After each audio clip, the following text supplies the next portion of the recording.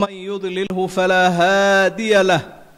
وأشهد أن لا إله إلا الله وحده لا شريك له وأشهد أن محمدا عبده ورسوله يا أيها الذين آمنوا اتقوا الله حق تقاته ولا تموتن إلا وأنتم مسلمون يا أيها الناس اتقوا ربكم الذي خلقكم من نفس واحدة وخلق منها زوجها وبث منهما رجالا كثيرا والنساء واتقوا الله الذي تساءلون به والأرحام إن الله كان عليكم رقيبا يا أيها الذين آمنوا اتقوا الله وقولوا قولا سديدا يصلح لكم أعمالكم ويغفر لكم ذنوبكم ومن يطع الله ورسوله فقد فاز فوزا عظيما أما بعد أيها الناس إن الإيمان عند أهل السنة والجماعة اعتقاد بالقلب ونطق باللسان وعمل بالجوارح والأركان يزيد بالطاعة وينقص بالمعاصي. واليوم أيها الإخوة نتكلم عن أصل أهل السنة فيما يقابل الإيمان ألا وهو التكفير. والتكفير يا عباد الله في هذه الأيام حصل فيه خلط عظيم، فمن الناس من صار يكفر المسلمين بغير حق، ثم قام طائفة أخرى تريد أن ترد على هؤلاء فأغلقت باب التكفير وقالوا لا يمكن أن يكفر المسلم أبدا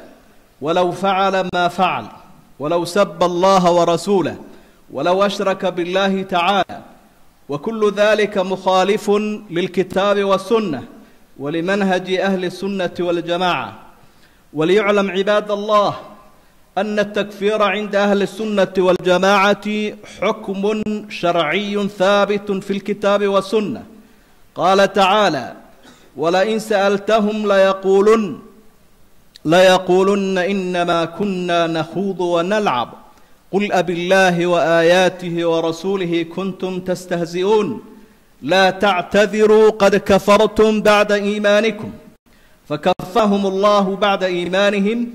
وإسلامهم لأنهم استهزأوا برسول الله. ثانيا التكفير عند أهل السنة والجماعة راجع للدليل الشرعي، ليس إلى العواطف ولا إلى الأهواء ولا إلى الأعراف، إنما التكفير حق لله يحكم على ما يشاء بالكفر، ويقابل ذلك ألا يحكم على ما شاء بالكفر. قال ابن القيم رحمه الله: التكفير حق الله ثم رسوله يثبت بالنص لا بقول فلان كائنا من كان، إلا قول رب العالمين وعبده محمد صلى الله عليه وسلم. فليس كل ما استقبحه الإنسان يكون كفرا. فبعض الناس يرى بعض الفسقة أو العصاة الذين يصرون على المعاصي ويوغلون في الفسوق والفجور ويرميهم بالتكفير والعياذ بالله بأي شيء بمجرد عاطفة عارية عن الدليل، لأنه استقبح ذنوبهم وفجورهم فكفرهم بغير دليل من كتاب الله ولا من سنة رسوله صلى الله عليه وسلم. ثالثا لقد حذر الله ورسوله من تكفير المسلم بغير حق، وأرسل إلى المتسرعين في التكفير أرسل إليهم رسالة الذين يقتحمون بغير تكفير ولا رؤية. اسمعوا ما رواه البخاري ومسلم من حديث ابن عمر رضي الله عنه قال: قال رسول الله صلى الله عليه وسلم: من قال لأخيه يا كافر، يعني من قال للمسلم يا كافر، فإن كان كما يقول وإلا حارت عليه، أي رجعت عليه كلمة التكفير. بارك الله لي ولكم في القرآن العظيم، وأستغفر الله فاستغفروه إنه هو الغفور الرحيم.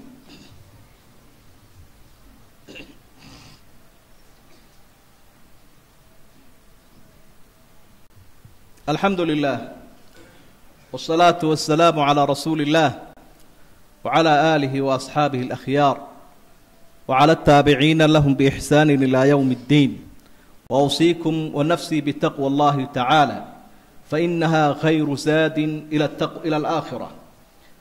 أما بعد، waxaa mowduuceenani ku saabsan yahay ama khudbadeenu masalo la xidhiidha caqiidada. caqiidaduna waa shayga raasamaalka oo ah bani aadamka, ifkana uu kala tegayo inay hagaagtaano waa waajib. wixii kaloo dhami haddii ay qofka ka xumaadaan rajul leeyahay, laakiin haddii caqiidadu ka xumaato aaya ma laha aakhiro. ayaamahan dambe waxaynu maqlaynay masaladaas ku saabsan takfiirka iyo dadka qaarkood oo soo celcelinaya. dadka qaarkood waxaa laga yaabaa inay gaalaysiiyaan qof ama ummad aan islaama ama ummad islaama inay gaalaysiiyaan, ay gaalo ku sheegaan. khalad aad u weyn weeye. nebigu siduu uga jawaabayna waynu arki.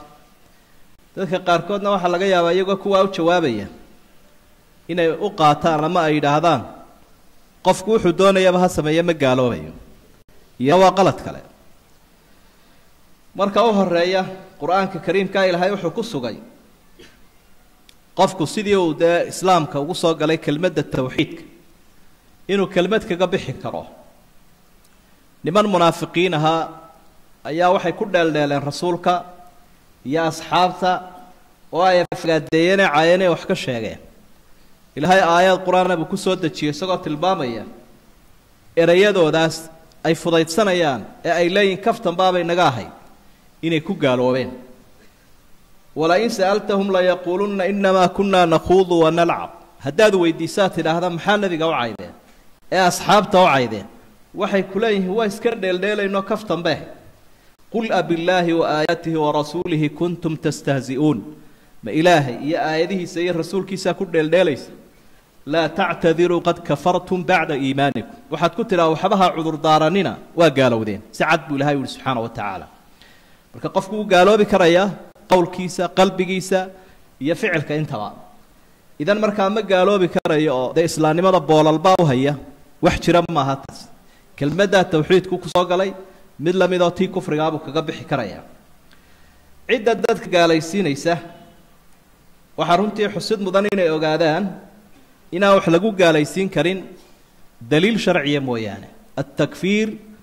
waa xaqun lilaahi subxaanah. ilaahay baa cid gaalaysiin kara oo macnaha daliilkiisa sharciga ilaahay rasuulka ka soo arooree ka yimi sharciga ku sugan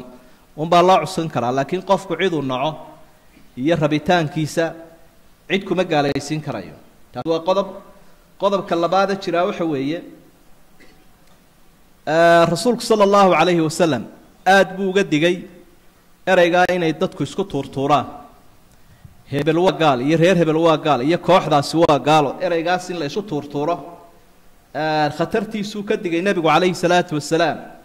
xadiid saxiixeynka ku sugan nebigu waxa uu ku yihi qofka walaalkiisii muslimkaa ku yidhaahda yaa kaafir, gaalow buu ku yihi, kani waa gaal, ama wuu ugu yeedhay ama uu ku eedeeyey. haddii uu gaal yahay haa way qabsanaysa. haddii aanu gaal ahayna isagay ku soo noqonaysaa. kelmadii uu sheegay buu ku gaaloobayaaba, oo ay waajib ku tahay inuu ilaahay usoo noqdo toobad keeno. arrintaasina waa arrin aan fudaysi lahayn. sidaa daraaddeed baa caliy bnu abi aalib markii uu la dagaalamayay nimankii nebigu uu sii sheegay khawaarijta ahaa ee weliba amre in la laayo, waxaa la yidhi ahum kufaar, khawaarijtu caliyow waynagan layne gow ka dhignee magaalaa. markaasaa wuxuu ihi hum min alkufri faruu. hadda gaalnimadaabay ka cararayaan. muu ku dhici waaye inuu idhaahdo waa gaalo iyadoo culimmada qayb ka midii gaalo ay ku sheegeen. marka laaga axaadiidta nebiga ka soo arooraysa sida adag ay ugu hadlayso, wuxuu idhi itaalkaa ay leeyihiin ay nala dagaalamayaan nimankaas dee waa kuwaa cibaadaysanaya, gaalnimaabay ka cararayaan. marka taasina waxay tilmaamaysaa inaan lagu degdegin arrintaas. arrinka afraad waxa weeyaan laysa kullu man qaala bilkufri aw facala alkufra yakuunu kaafiran. qof kasta oo uu ka soo arooro ama ka yimaado xaggiisa ficil gaalnimo ah ama qowl gaalnimo ah, ugu horeynba lagu xukumi maayo intaan arrinkiisa la eegin gaalnimo lagu xukumi maayo. sida ahlu sunna wal jamaa qabaan waayo farqi baa u dhaxeeya ficilka iyo faacilka ficilkii oo la isku waafaqsan yahay inuu gaalnimo yahay ama hadalkii oo gaalnimo ah ayaa qofka faacilkee sameeyey dib loo eegayaa bal inuu ficilkan isaga lagu xukumi karayo in kale lianna hunaaka mawaanican waxaa jira waxyaabo qofka gaalnimada ka hor joogsada oo cudurdaar ugu noqon kara ficilkuu sameeyey iyo qowlka uu ku dhawaaqay arrintaasina dee in la ogaada waa lagama maarmaan waxa u horeeya maalan khata ah qofka waxaa la leeyahay marka la soo joojiyay arrinkiisani ma gaf buu uga dhacay mise wuu u kasay way dhacday nabiga calayhi salaatu wasalaam xadiidkiisay ku sugan tahay inaanu gaalnimo ku xukumin nin ku dhawaaqay kelmad kufri ah si khata ugu dhawaaqay nin baa gaadiidkiisa uu ka lumay buu nabigu calayhi salaatu wasalaam isagoo meel cidlaa maraya si kadiisa hunbuu gaadiidkii ugu soo baxo u helay isagoo hurduun bay neefkii uu fuushanaysa soo dul taagay naxdintii uu naxay baa wuxuu uhi allaahuma anta cabdii wa ana rabbuk akhda'a min shiddati alfarax wuu gafayoo wuu kala badbatay oo wuxuu uhi ilaahayow adiguna addoonkaygii baa tahay aniguna rabbigaagaan waa eray khatara oo qofku hadduu kasta uu ku gaaloobayo laakiin nebigu uu cudurdaara wuxuu yihi qofkaasi ninkaasi wuxuu la gafay farxaddii ayaa ka badbadatay mawaanicda waxaa labaadoo ka mid ah oo qofkii aan kelmaddii kufriga hadday ka soo baxda ama ficilkii uu sameeyo aan gaalnimo lagu xukumaynin cinda alikraah marka qofka la dirqiyo ee qasab uu jiro sidii muslimiintaba in badan lagu samayn jiray aalow yaasir waa camaar ibnu yaasir aabbihii yaasir hooyadii sumaya waxay aan dadkii wakhtiga hore islaamay waa la dhibi jiro ilaahay daraaddii iyo diinta iyo tawxiidka lagu garaaci jiray maalin maalmaha ka mid a ayaa camaar binu yaasir garaaceen saxaraagaasay jiifiyeen dhagaxaanna way la dhaceen isagoo dhibban baa waxay yidhahen haddaad doonaysa inaan ku sii dayno maxamed caay wuu caayayoo way sii daayeenoo nebigu u yimi wuxuu ihi maanta waan halaagsamay maxaa ku halaagay buui wuu u sheegay wuxuu idhi fa in caaduu facud haddii ay kugu celiyaan mar kale adiguna caydaa u noqo mar haddii lagu qasbay wax kaa raacayo oo dembi ma jiro ilaahay baa soo dejiyey subxaana wa tacaala aayaadka ku sugan suuratu naxli 106 alla waxau ihi man kafara billaahi min bacdi iimaanih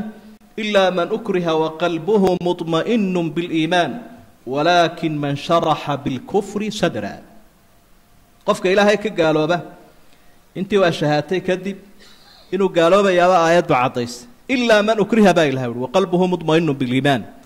qofka iimaanku isagoo qalbigiisa uu ku sugan yahay qasab lagaga dhigo qowl gaalnimo ah kaasi ma gaaloobaya baa ilaahay u caddeeyey marka haddii qof lagu qasbo qowl iyo ficil lagu gaaloobo ikraah jiro waa la cudurdaarayaa taasina ma jirtay baa la isweydiinayaa maanica saddexaad waxa weeye aljahlu haddii maalan qofkii jaahil yahay oo waxaan aanu garanaynba in lagu gaaloobayo iyadana waa loo cudurdaarayaa waxaa daliilo ah rasuulku sala allahu calayhi wasalam ayaamihii uu dagaalamayay isagoo jihaadka ku sii socda ayaa asxaabtu ayaa waxay arkeen nimankii gaalada ahaayoo seefahooda suraya ama dhir ku xoqaya geed daatu anwaadu la odhan jiray marka way barakaysanayeenoo waxay u qabeen inay wax uga tarayso dagaalka iyaguna nebigay la hadleenoo waxay idhahaan geedka nimankaasi ay marinayaan seefahooda ama surayaan annaguna kaasoo kale aan u baahana khata bay uga dhacday dad wakhti dhow soo islaamay baa ku badnaa sidaa daraaddeed baa rasuulku sala allahu calayhi wasalam aad buu ula hadlo waxau ihi ma waxaad leedihiin sidii reer banu israa'iil ay yidhaahdeen oo kale ijcal lanaa ilaahan kamaa lahum aaliha ma sidii reer banu israa'iil ay u yidhaahdeen ilaah noo samee baa maantana caynkaa ugu dhawaaqdeen waa u diiday rasuulkuoo arrintaa uu ka deedifeeyey laakiin wuu cudurdaarayaa jahliga jira daraaddii waxyaabaha qofka loogu cudurdaari karo waxaa ka mid ah an yakuuna hayra mukallaf inaanu ahayn qof xilqaada oo maal qofkii hadduu yahay ilmo yaroo sabiyahoo laakiin nin weyna dee warta waa in la hobsadaa daadiisa haddaanu qaangaadh ahayn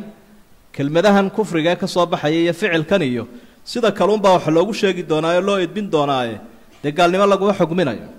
sidoo kale qofkii waalaa ee aan miyirka qabin dad badan baa iyagoo dharka iska sito oo aada caadi moodayso haddana sillanoo waalan oo waxaa lay ninka sanadka dambe waalanaya ka horuu sii fayfaytaa dad baa caynkaas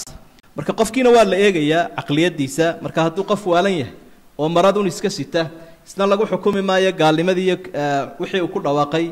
sida kalunba wax loogu sheegi doonaa waxyaabahaas oo dhan waxay ka mid yihiin mawaanicda ama waxyaabaha had iyo jeer qofkii ka hor joogsan kara in gaalnimo lagu xukumo taariikhda takfiirku ama in cid la gaalaysiiyaa may dhoweyna waxay soo bilaabantay waqtigii nabiga calayhi salaatu wasalaam waa mushkilad dadka qaarkood shaydaanku kaga faa'iidaysto soo noqnoqota nabi maxamed calayhi salaatu wasalaam isagoo ummadda dhex jooga oo ummaddiisa wax u qaybinaya oo cadaalad qaybtiisaas ay ku salaysantay ayaa waxa u yimid nin la yidhaha dulkhuwaysira ninkaa isaga ay wuxuu la hadlay nebigo afku wuxuu ku yidhi yaa muxamed icdil yaa muxamed icdil muxamedow cadaalad ma hayside cadaalad samee waa erey gaalnimo ah mar haddii nebi maxamed oo ilaahay cadaalad iyo ammaanba u sugay la yidhi cadaalad ma haysidoo jaa'ir baati xaq darre ku socda waa gaalnimo markaa rasuulku sala allahu calayhi wasalam aad buu uga cadhooday markay cadhadiisii arkeen asxaabtuna waxay dooneen inay dilaan oo wuxuu ihi iska daaya niman khawaarij la yidhaha baa ka soo bixi waa kii faallada dheer ka bixiyey nebigu calayhi salaatu wasalaam ninkaa nimanka ka farcamaya taasina waa qiso kale oo wakti uma hayno taariikhdoodu saasay usoo socotay dadkaa wax gaalaysiinaya waxaynu u gudbi lahayn si kooban sababaha keeni karaa inay ku dhacaan takfiirkaas sababahaas waxaa kowka aljahlu wa qilatu alcilm dadka in la iska gaalaysiiyo oo ereygaasi dadka qaarkood ay isu taagaan waxaa keeni karaa aqoon daro iyo cudurka jahliga taasina waxay keenaysaa dadkii aqoonta lahaa ama ummaddu ay ka faa'iidaysan lahayd ama iyaguba ay ka faa'iidaysan lahaayeen inay takfiiriyaan ay ka soo bilaabaan dadka aqoon-yahanka diinta bay ka soo bilaabayaan ciddii kale raacda dabeedna taasi waxay noqonaysaa inay iyagu muftiyaal isu taagaan fadalluu wa adalluu marka iyagiina way lumayaan ciddii kale ku dayataana way sii lumaysaa ilaahayna subxaana wa tacaala wuxuu tilmaamay arrin walba cidda aqoonta u leh in wax laga weydiiyo fas'aluu ahla adikri in kuntum laa taclamuun haddii aydaan waxba garanaynin baa ilahay uhi dadka aqoonta leh wax weydiiya aqoontaasi ama diini ha ahaatee ama maadi ha ahaatee wax wal oo la sheegayo oo la qiimaynayaba yaa ehel baa la odhanaya talan iminka gurigan haddii la dhisayo waxaa loo yeedhayaa injineeradii iyo muhindisiintii aadka khibradda ugu lahaa si qiimayn saxa loogu sameeyo ka waran haddii loo diro foormaankii ama wastaadkii waxaa laga yaaba 50% inuu khaldo oo gurigii ha dhowta dumo marka qof aan diinta aqoon u lahayn uu yidhaahdo takfiir iyo gaalnimo ayaa cidna waan gaalaysiinaya cidna waan islaaminaya ee qiimayntaa uu saaro 50% ka badan ayuu khaldayaa isagii bay dabeetana gaalnimadii kusoo noqonaysa nabiguna calayhi salaatu wasalaam ummadda wuxuu faray dalabu alcilmi fariidatun calaa kulli muslim qof kasta oo muslimaba weliba arrimaha diinta qofka wax ka sheegaya isu taagaya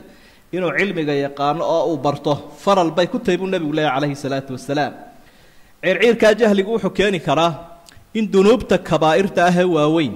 ee aan gaalnimada gaadhsiisnayn cidday ku arkaanba ay gaalnimo ku xukumaan ama nusuusta daliilada qaarkood oo ereyga gaalnimaah ay ku soo arooray inay daahirkiisa qaataan iyo sida ka muuqata oo qofkii gaalnimo ay ku xukumaan midalan ereyada mararka qaarkood gaalnimo sheegaya weyn mararka qaarkoodna inuu dembi kabaa'irta ka mida yahay waxaa ka mid a alkufru waljaahiliyatu walnifaaq daliilada qaarkood baa waxaa kusoo arooraya qofkaasi inuu gaal yahay ama cudurka jaahiliyadu ku sugan yahay ama cudurka munaafiqnimadu maca daalik sidoo kale aan looga jeedin haddana inuu yahay gaalnimadii weyneyd ee looga jeedo qofkani dembi weyn buu galay oo ereygii baa marna qofkii sheegaya inuu gaal yahay marna sheegaya inuu dembi weyn ku dhacay isagoo islaama tusaale haddaynu usoo qaadanno nebigu calayhi salaatu wasalaam waxau ihi sibaabu lmuslimi fusuuqun wa qitaaluhu kufrun qofka muslimka ah oo la caayaa waa alla ka fogaasho iyadoo lala dagaalamaana waa gaalnimo marka dadkii muslimiinta ahaa ee dagaalamayey ama qabaa'ilkii ama kooxihii gaalnimada ama gaalnimay u baxayaan mise dembi weyn bay ku dhaceen oo dil xaaraana mar haddii aanay dhiigooda xalaashanin dembi weyn bay ku dhaceen taana waxaa caddaynaya aayadda qur-aanka ee suurat alxujuraat ku sugan ilaahay baa wuxuu uhi wain daa'ifataani min almu'miniina iqtataluu faaslixuu baynahuma haddii laba qabiilo ama laba kooxood oo muslimiina ay dagaalamaan laba kooxood oo mu'miniini hadday dagaalamaan dhexdooda hagaajiya baa ilaahay wuli isagoo ilaahay la hadday dagaalamaanba haddana uu leeyahay mu'miniin marka iimaankii kamuu saarin ee gaf bay ku dhaceen sidoo kale ereyga jaahiliya in badan quraanka wuxuu soo arooray inuu deeyahay dhaqankii gaalnimada haddana mararka qaarkood ayaa wuxuu soo arooraya isagoo macsiyo iyo dambiya asxaabta nabiga kamid ah Abi Dar la oranay ayaa nin buu hooyadii dhaleeceeya wuxuu in hooyo Afrikaan ama kii adigoo hooyada madowday baad nala hadlays marka ninkii kalena uu cawday nabigu aad buu uga cadhooday calayhi salaatu wasalaam waxa uu innaka mru'un fiika jaahiliya waxa tahay qof baa tahay waslad dambi macnaha waxa kugu sugan dhaqan jaahiliyadeed baad wadataa buu nabigu ku calayhi salaatu wasalaam asxaabigii ma gaaloobin laakiin gaf buu ku dhacay uu nabigu u isticmaalay waxyaabihii gaalnimada keenaya jaahiliyada sidoo kale nifaaqi baa la mid ah hunaaka nifaaqun amali wa nifaaqun aqdi mar qofka gaalnima uu ku keenaya munaafiqnimada lagu sheegay marna nifaaq xaq aqeedada ama waa nifaaq ama munaafiqnimo xaq amalka ah rasuulku sallallahu alayhi wasallam wuxuu tilmaamay dhaqamo in badan inaga dhaca inay munaafiqnimo yihiin qofkii oo markuu waramayo been sheega ama ballan been qaada ama hadiya jeer marka uu sheekeynayo been ku sheekeeya ama markuu doodayo doodiisu xaq darro ay ku socoto waxyaabahaas wuxuu tilmaamay inay munaafiqnimo yihiin laakiin culimadu waxay isla waafaqsayeen munaafiqnimadaasi tii islaamka kaga baxay inaan ahayn tii xagga camalkeed waxaynu uga jeednaa daliiladaas ayaa aqoonta yar daraadeed daahirkeeda intay qaataanba waxay odhanayaan kullu man facala alkabiirata faqad kafar qof kasta oo dembi weyn la yimid islaamka wuu ka baxay laakiin ahlu sunna waxay qabaan kol haddii qofku aanu la imanin dunuubtii keenaysa gaalnimada isagoo islaamkii ku sugan dhaqamada xunxun uu la yimi dembi weyn buu ku dhacay ay tahay inuu ka toobad keeno waxyaabaha keeni karaya jamaacaadka ama kooxaha caalamul islaami ka soo noqnoqda ee dadka gaalaysiinaya sababaha ku kalifaya waxa kamid ah dulmiga lagu hayo dadka islaamka u dhaqdhaqaaqa oo had iyo jeer jamaacaadka takfiirka qaar badan oo kamid ah waxay ka soo baxeen xabsiyada ana inta xabsiga ku jireen ayaa afkaartani ka soo baxday ummadda sidan inoo galaya islaam ah waa gaalo taasina ma saamaxayso inuu qofku carada haysa daraadeed iyo dulmiga lagu sameeyay qofku darajo aanu lahayn uu dhigo oo asxaabtii nabiga ridwaanullaahi calayhim iyo salafuna saalix in badan baa waxa la noolaa oo asxaabta iyo ehelkoodaba dhibi jiray niman xukaamaha oo daalimiin aha oo dhib badan ku hayay haddana way iskala tukan jireen oo gaalnimo kuma xukminayna way sabri jireen ilaahayna wuxuu walaa yajrimannakum shana'aanu qawmin على ألا تعدلوا اعدلوا هو أقرب للتقوى عرض عيدو قبطان عدالة لأن يدنكو كلفن باي لهاو أنا قفكي هدي ديب لو جيستي ما هقو أنا صححينو عدا كقارو وحيابها السببها كيني كروحة كميدة فسادك يا دنوبتا يا معاصدة بلشدة إسلام كان لحظة وذا كفافية دادكي حمانا أي سوقود وحامي هاي والحيسين أيو ومالو ولي بقو سهلان تهي dadka aqwiyada ee umanada ee wanaagsan la riixayo ee la cadaadinayo macnaha xumaantii ehelkeedii iyo cirka la geeyo la wanaajiyo iyo wanaagii ehelkiisii hoos loo dhigo cuqdaday taa ka qaadaan baa kalifaysa inay dadka gaalaysiiyaan waxa sidoo kale keenaysa cadamu tadbiiq sharci Ilaahi ta'ala dadkii muslimiinta ahaa oo aan ku dhaqmaynin kitaabkii quraanka iyo sunnadii rasuulka taasina masalada xaakimiyada ama arinta xukunka iyadana waa sabab keentay inay gaalaysiiyaan ay yiraahdaan nimankan aan diinta Ilaahay waxba ku xukumayn iyaguna waa gaalo iyadoo dib u eegid iyana ay u baahan tahay mowqifkoodu muxuu yahay dadkan waxaan sharciga ahayn wax ku xukumaya in iyagana dib loo eego maqar xalaalaystayba maqar u arkayaba inay waxaan wax ku xukumayaan xal yihiin mise waa qaar u arkaya waxay sameynayaan inuu macsiyo yahay oo marxalad iyo duruuf ay marayaan dib u eegid iyana u baahan tahay mararka qaarkood way dhici kartaa in ummadaha shisheeye tarwiijiyaan ama ay soo ciyaarsiiyaan oo dadka gaaladii had iyo jeer way jecel yihiin qaybsanaanta muslimiintu ay qaybsan yihiin way isku mashquulayaan istiraatiijiyadooda ugu weyn waxa kamid ah in dadka muslimiinta loo qaybiyo kooxo iyo qabaa'il iyo wadamo kadibna cadaawadu iyaga dhexdooda ay ka ognaato waayo haddii ay midoobaan caqiid ahaan iyo siyaasad ahaan iyo cudud ahaanba dee iyaga lagu soo jeesanayaa gaalada marka wax baciida maaha mararka qaarkood kooxaha inay sameeyaan oo ay musdanaciin yihiin waxyaabo la soo sameystay sida daraadeed arkaysa qof aan aqoontii diintana lahayn dhaqankii diintuna aanu ka muuqan oo garxiir oo tay gashan oo dadkii wada gaalaysiinaya taa macnaheedu waxa weeyaan waxa uu sheegaya horta isaga may ka muuqdaan dhaqankiisaaba laga arki lahaa عموما سببهاس سبب كيني كروية إن يددك قاليسيان كل ذلك مركا نصور رنحلك وحوين إلهي الله نقضى سبحانه وتعالى